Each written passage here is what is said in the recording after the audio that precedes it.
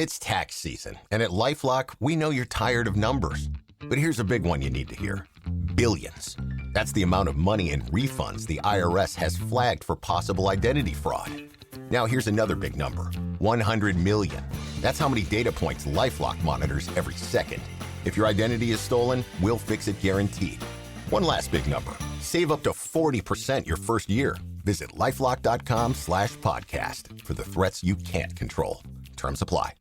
Let me ask you a question. When someone hears about your food truck, maybe from a friend, maybe from Instagram, maybe from Facebook, what do you think the first thing they do is? We're going to talk about that today. Hi, my name is Bill Moore. I'm the Executive Director of the National Street Food Vendors Association.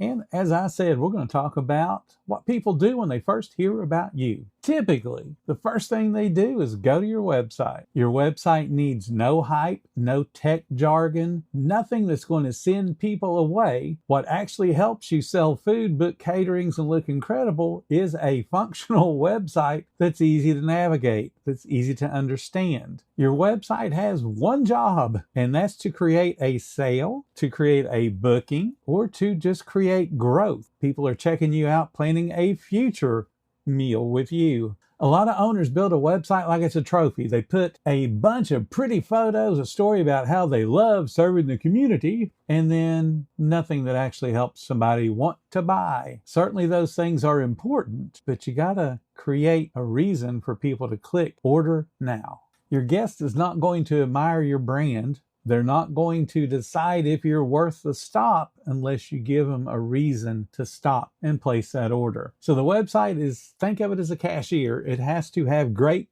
guest service. It needs to greet them clearly. It needs to tell them what's available. It needs to make it super easy to place the order without any kind of confusion. And it needs to look trustworthy. If you only remember one line from today, your website must reduce confusion. You may have heard the term above the fold. Of course, that's an old newspaper term of how people would pick a newspaper out of one of those vending boxes based on the headline that, of course, was above the fold. You have essentially about 5 seconds, 3 to 5 seconds, technically, when somebody clicks on your website before they either click off of it or just go away and never come back. And that's the same that applies to your social media. They're scrolling, and they see something that stops for a second. Then they go, not interested, keep right on scrolling. That takes 1 or 2 seconds. So you got to make sure that everything that you put out there in the world for people to see makes them want to stop and go, I am interested. So things that you would want to communicate in those few seconds that they're making their decision about, I'm going to look at this, or this is boring. You need to let them know what you sell. This is going to be really hard for people. You don't want to say things like authentic handcrafted culinary experience. What is that? Yes, everybody makes stuff by hand. Hello? If they go to a restaurant or a food truck or a hot dog cart, it's being made by hand. Somebody isn't whipping out a microwavable tray, popping it in the oven for somebody when they order. It's being assembled by hand. Authentic handcrafted culinary experience is not unique. You want to say things like smash burger and loaded fries. How about street tacos with fresh agua frescas? Now, I don't even know if I'm saying that right, but I know a whole bunch of the food trucks that I work with sell fresh agua frescas. It's basically water with fruits and vegetables in it, if I'm not mistaken, but it sounds good. But they are also authentic handcrafted culinary experience with the agua fresca. Hello, come on, the food has to sell itself. They need to know where you are within those few seconds. Once they say, oh, that burger looks good, next thing they want to know is, how do I order? How do I find you? How can I get there? If you move around daily, don't try to be clever. Be clear. Find us today with a button, and it takes them to a map app, or it takes them to your exact location. It takes them to the menu where they can place an order, and the menu tells them where you are today. Or you might have a schedule section, or you might have a location section on your website. Make it easy to find. Melissa hates when she sees a new food truck in our area and says, I want to check them out. So she's gone to their website and she can't find the freaking menu. Next easy thing. They need to know how to place an order. Give them a big, obvious button. Order online. Catering booking. Book the truck. Something that lets them know that, hey, when I click this button, I am being taken someplace where I can place an order, or I can ask about catering, or I can just book the truck. Make it easy. You want to have the hours of your operation, especially if you are flexible. Open based on events and posted weekly. Check today's schedule is vague. Tell them exactly where you are. This is our schedule, and please do something unique. I am so tired of seeing schedule after schedule after schedule that someone has taken off a Canva or used one of those location apps that say, we have templates for you. Change the style of the template, not the font. That's easy. Not the colors. That's also easy. Those two things are how you change templates, but the basic look is identical. And people go, well, is that just a franchise? Is that copy and paste nonsense? Be unique.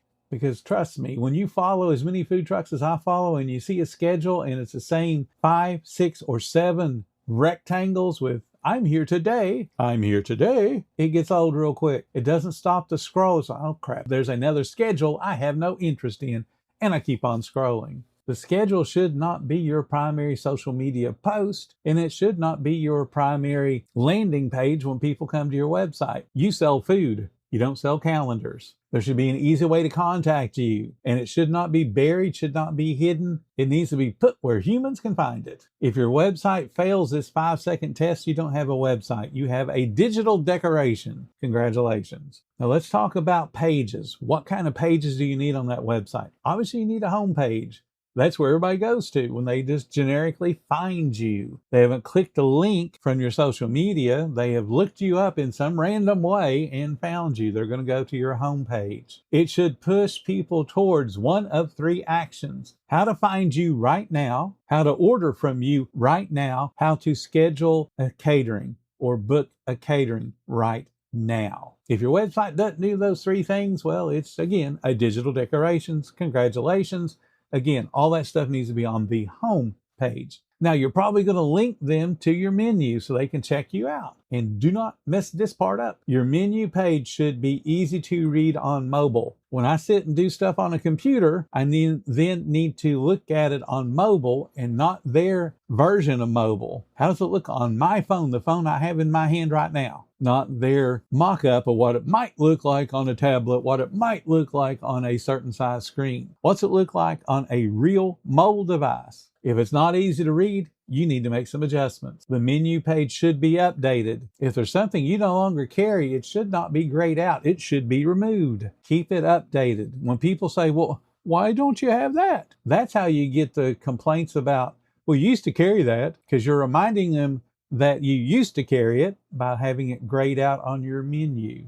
Don't be lazy. Take you a second to delete it. Just delete it and then put it back in when you start it back up again. You do not want to have a blurry PDF screenshot from 2019 of your menu. It is still difficult for Google to crawl photos and PDFs to see what you sell. Create the menu on the page. Now, if you want a pro move on how to create that menu, put your bestsellers at the top if the bestseller is also profitable. Those are the thoroughbreds. Those are the workhorses. They are popular and they are profitable. You want people focused on them. If it's popular and not profitable, that's a question mark. Why the heck are you carrying it? And if it is popular, let's do supply and demand. I've talked about this in our menu engineering classes. If it's popular but not profitable, you can change that. What do? Raise the price. Raise it 50 cents, raise it $1. If it still continues to be popular, you have improved the profitability. Continue to raise it. You will eventually get it to a point where people take it out of being popular into a little bit less popular. And that's the point you know that it's probably a little bit too expensive. Back the price down. Put it back in that popular mode, and it should have improved its profitability. Supply and demand. Simple things, yet people don't apply what they learned in high school economics class if they paid attention. You should have that clear location or scheduled page so that people can see it as a part of the navigation. Oh, there's a schedule. Where are they today? And they click on it. That matters so much more than your about page, especially if you move around. The about page is important, but it should be far down the navigation. It should be under the 3 dots that say more. So if they are curious about you, they can click on it. You're in the business to make money, not let people know about you and brag about yourself. Let your food do the talking. So on this schedule page or this location page, it should have your weekly schedule list. It should have an embedded Google Calendar so people can find you and look farther than what's going on today. Should have a find us update area that hopefully is linked back to your social media. So they're seeing your live social media posts on your webpage. Because remember, it doesn't matter how they find you. You want them to be able to find you multiple ways. Just please make it obvious where the heck you are. Make it easy.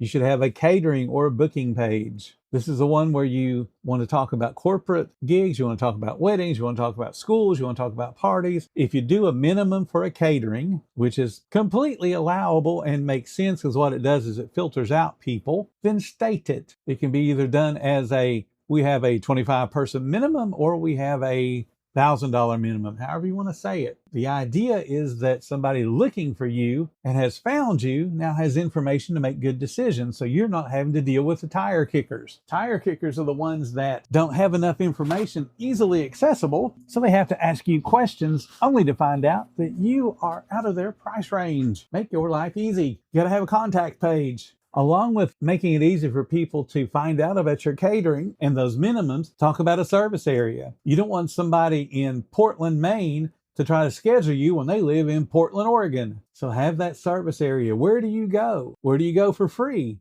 Where do you go that's going to cost money? Have that available so that people can make their own decision. Have a simple request form or have an AI chatbot, testimonials and logos. Put those on your catering page. When you have had a successful catering, brag about it. You don't want to make people work to find you. Then, of course, after the catering page, you should have a contact page with an email, a phone number, all your social link, business location if you're stationary, a short contact us form. If you do a newsletter, and I recommend that you do a newsletter so you can collect emails, that should be a little pop-up that comes up so that you now have a direct line of communication to your guests. Eggman ATX in Austin, Texas does this. He has a huge email list just for his newsletter, and he can let people know what's going on with his business and where he's at. You can certainly use his as an example. Again, Eggman ATX. So let's talk a little bit more about how to build up the trust factor of your website. I talked about reviews and testimonials on the catering page, but you can certainly put them on their own page because not everyone's going to be a catering client. Somebody just comes up to get a single hamburger. Their review is worth just as much as that catering client is. Put 3 to 6 strong reviews on your site. Rotate them through. You do not want 40, and certainly not just one. You want enough to show consistency across your product line. You want photos that show reality. Do not use stock photos. Do not ask ChatGPT to create some nonsense for you. Take a picture, close up, well lit, and clean, especially the background. Make sure you have a couple of photographs of your truck so people know who the heck you are when they're in that food vending area where there's 8 or 10 or 12 food trucks. They know which one is yours. Show some of your team serving food, handing out a bag to a guest, wrapping a sandwich, cooking a burger. Those things are interesting to people. That says handcrafted culinary experience without you having to put those boring words. If you've got other people's logos, like a school, you can do the as seen on TV kind of thing, as seen at, and show that logo of the business where you frequently set up. Or we have served these organizations, and then you talk about having gone to this school with its logo. Just make sure it's easy for people to order. Have online ordering in some way. There's 2 different lanes. One of them is you don't do online, and that's okay, but you got to be clear about it. Your website has to say things like walk up only or call, text ahead, which means they can't place an order online. You have to do it through calling or texting. Or you put the disclaimer that says pre-order for pickup only during certain hours. So it could be that you turn on online ordering before you ever open for business. And then once you're open, you turn it off so that you're not snowed over while you're taking care of the walk-up guests. But all the people that did plan ahead, you've got them built into your system and know when they're going to come to pick the food up. Or you can do online ordering, which is what I recommend. just do online ordering, because that way you only have effectively 2 lines. You have an online ordering, and then you have the walk-ups. Don't deal with phone calls and texting, because that becomes chaotic, because then you have to always stop and answer the phone. Again, unless you have a chat bot that's going to do it for you. And there are chat bots out there that you can buy or even create yourself that will link into your system and take the order and then put it into your system, and voila, there it is. And you didn't have to do anything other than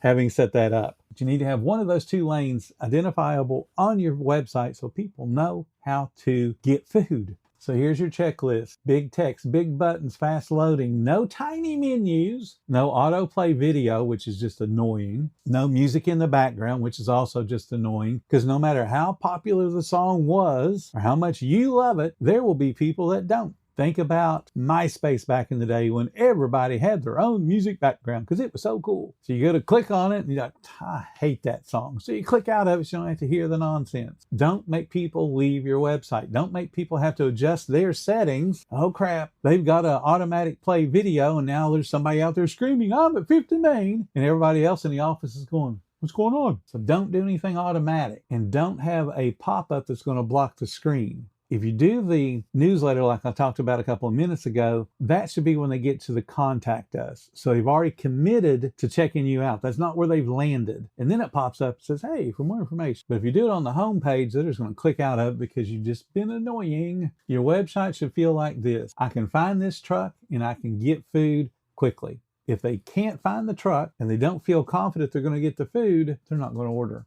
I'm not even going to talk about SEO because that's going to add on a whole nother bit of information, but you need to make it easy for the search engines to find you. So real quickly, you need to use phrases like food truck in Fort Walton Beach, Florida. That will help the search engine know where the heck you are and what you do. Catering in, again, Fort Walton Beach, Florida. Tacos, burgers, whatever it is you sell in your city and state. Give yourself a little bit of SEO boost there. And there's other things you can do. Like I said, that would be a whole nother podcast all by itself. Pull up your website and give it that 5-second test. Would somebody be able to place an order and get in touch with you and want to stay on the website after viewing it for 5 seconds? If the answer is no, you got work to do. Thank you guys so much for listening to the 10-Minute Food Truck Training Podcast. If you're finding everything helpful that I do, please do 2 things for me. Number 1, join our association. It's nsfba.org. We got a whole bunch of tools to help you be successful. The other thing is, please follow this podcast. Whatever platform you're on, follow it so that you'll get notified whenever I put up more new podcasts.